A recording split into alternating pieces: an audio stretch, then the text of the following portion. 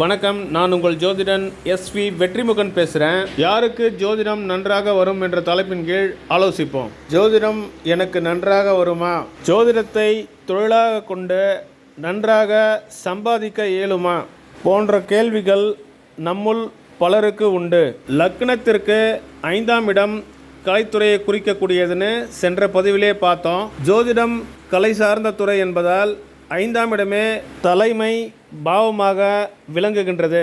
லக்கினத்திற்கு 9வது பாவம் 5வது பாவ காரக தொழிலை ஊக்குவிக்கக்கூடியது. 9வது பாவம் ஆழ்ந்த அறிவு புலமையை சொல்லக்கூடியது. தெய்வ அனுகூலத்தை பற்றி சொல்லக்கூடியது. ஆழ்ந்த அறிவு, தெய்வ அனுகூலம் இரண்டுமே ஜோதிடத்துறைக்கு இன்றியமையாத ஒன்றாகும். 5வது பாவமாகிய அறிவினை மேம்படுத்தி ஆழ்ந்த அறிவாக மாற்றக்கூடிய பாவமாக 9வது பாவம் விளங்குகின்றது. அடுத்ததாக 11ஆம் பாவம்.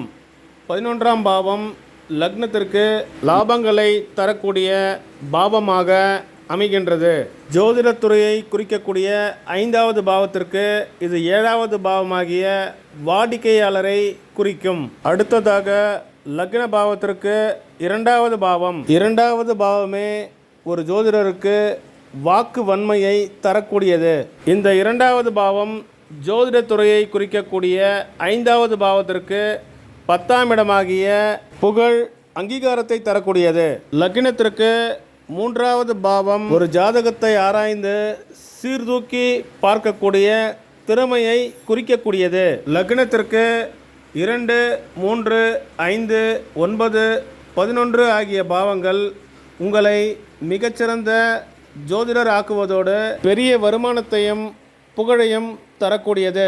மற்றொரு காணொளி பகுதியில் உங்களை சந்திக்கிறேன். நன்றி, வணக்கம்.